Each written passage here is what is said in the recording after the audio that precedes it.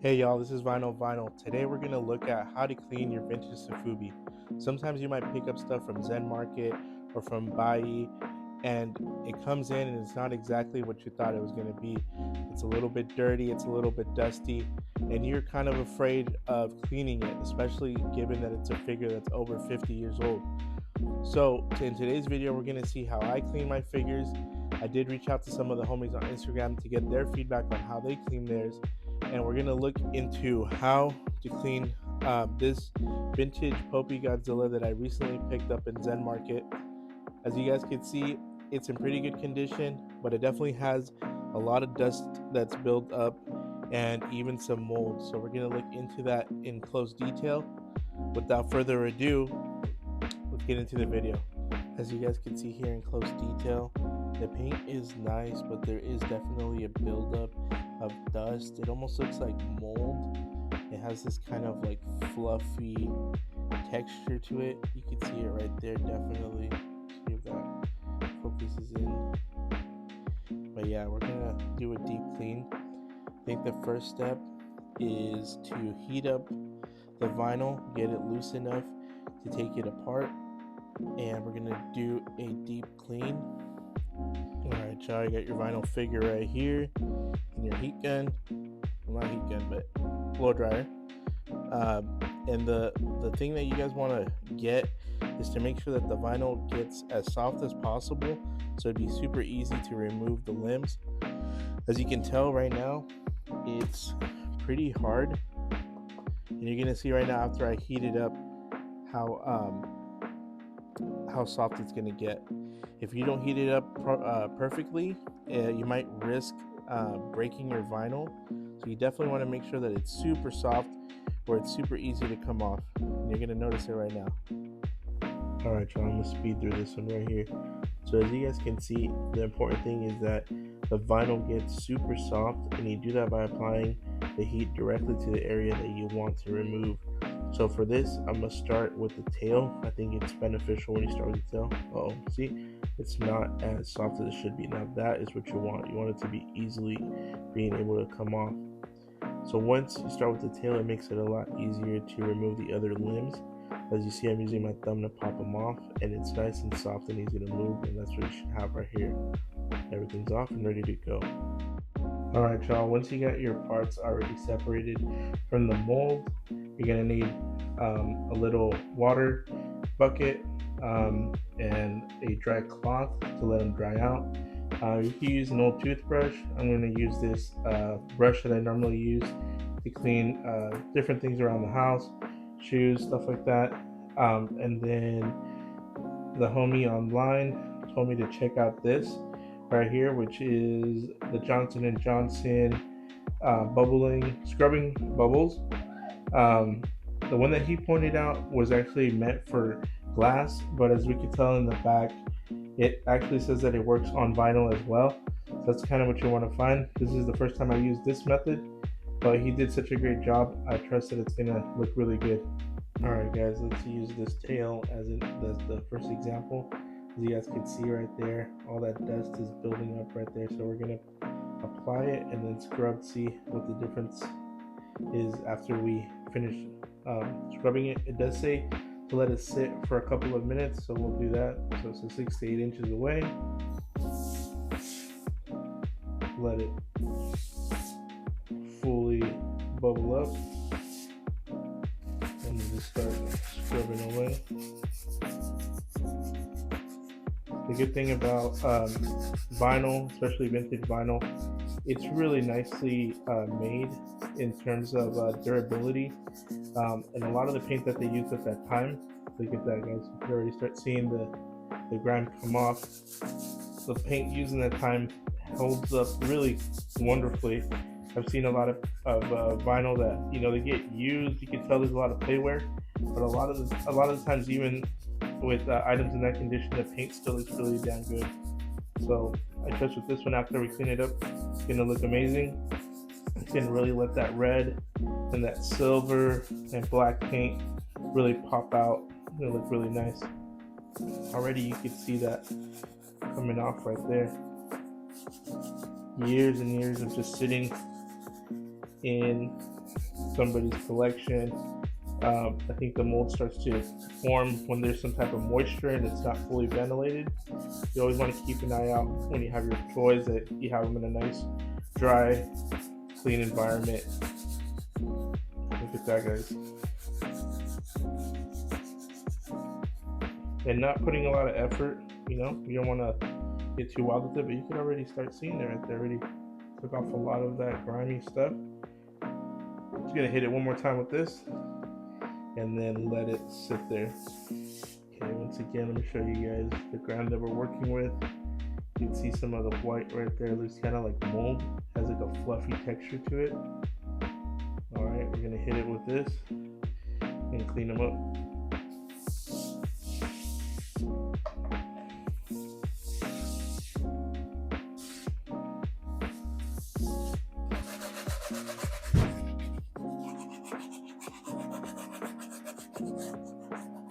So yeah, guys, while I'm cleaning this, just start thinking about some ideas for a future video. I do want to get your guys' input. I want to produce content that you guys want to see too. So definitely take the time to comment down below as I'm scrubbing this guy up real quick. I know some of you guys want to see my whole collection, but I don't want to disclose everything so fast. So then we can continue to make new content that feels fresh for you guys. But definitely, as I add more stuff, like this guy right here was one of my recent pickups. I'll definitely show it to you guys.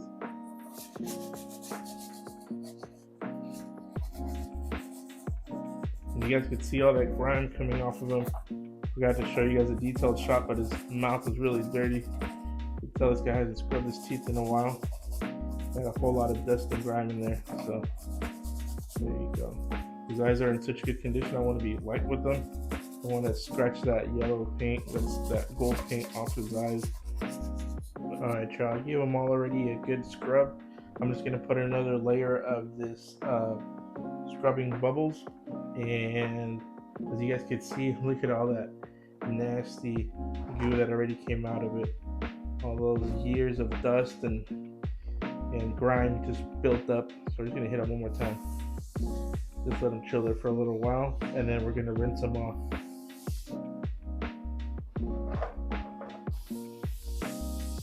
Alright, you guys, I'm gonna rinse this off and see how they look before they dry.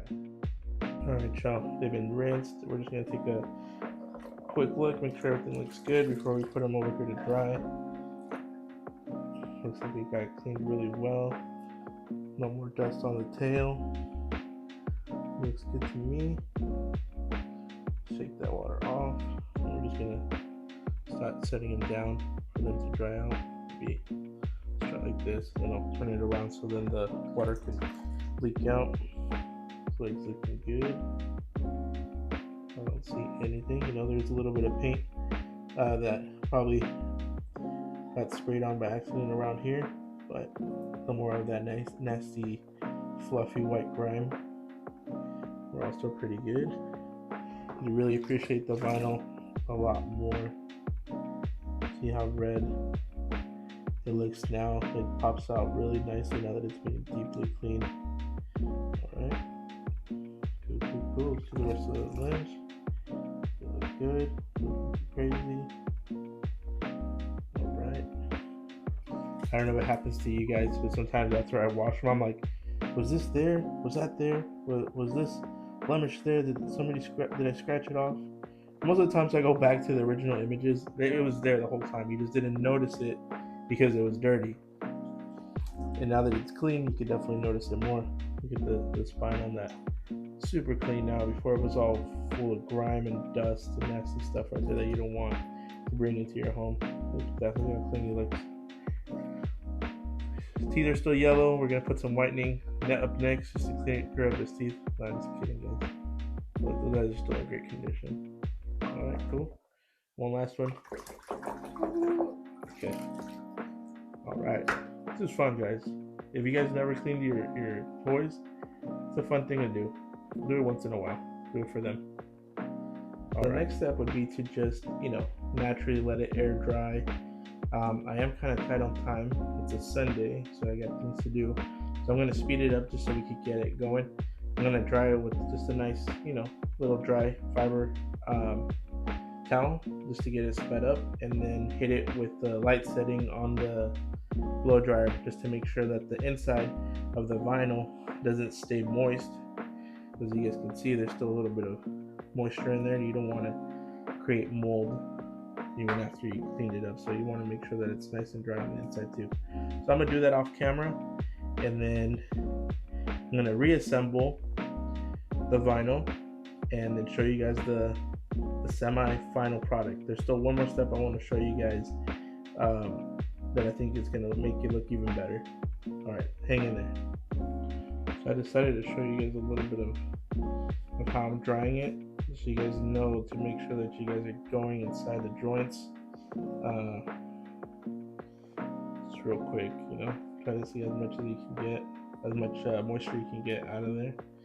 And then just with the little blow dryer, just hit it one more time to make sure that it's nice and dry. If you have all the time in the world, just let it do its thing next to a window, put it on a fan or something like that. But alright, you guys get the gist. Guys, I'm gonna mute the mic pretty soon because we're gonna use a blow dryer to assemble it all back together. Alright guys, let's just speed right through this. So again, you want to make the vinyl super flexible, and you do that by applying heat. First, what I'm doing is trying to make sure that the inside is as dry as possible. And I was going to start with the tail, but I think it'd be easier to start with the limbs. So I'm going to start with one of the limbs right here. I got to get it super soft, because I had put cold water through it earlier. It took a little bit longer, but we got the first leg in right here. It's still soft. Alright, and then we're going to move on to the next leg. Same process. You want to get the vinyl really soft and able to fit in there. As you can tell, it's not ready right away, so you got to be a little bit patient and wait for the vinyl to get soft enough to pop right back in there. The last thing you want is for one of those joints to break, and then you'll no longer be able to have a nice clean fit. Alright, so we're able to put both of them. Next up, we're going to go for the tail. You want to make sure that the vinyl is fully dried on the inside. You don't want to leave the chance of mold to grow and destroy your figure down the road. So make sure that it's definitely nice and dry.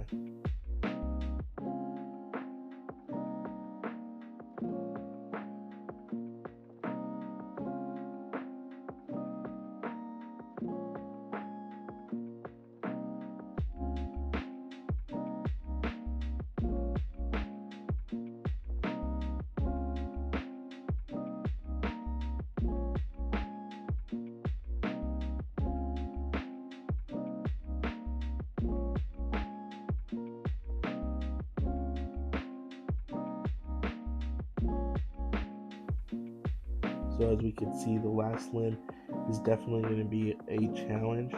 I was struggling with this one, but I had to be patient and just maneuver it carefully, because you don't want to break the vinyl. I thought it was ready to go, but it kept, it wasn't as soft as I wanted it to be. And even after I thought it was ready to go, I still had a hard time, as you can see right here. You want to be careful with it. The body of the vinyl is super flexible now that it's super hot, but the arm was still not ready to go in.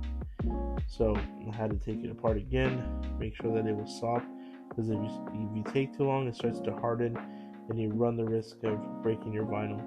But eventually I got it to fit back in with no problems. All the limbs and the connections look really nice and flush with no loose limbs.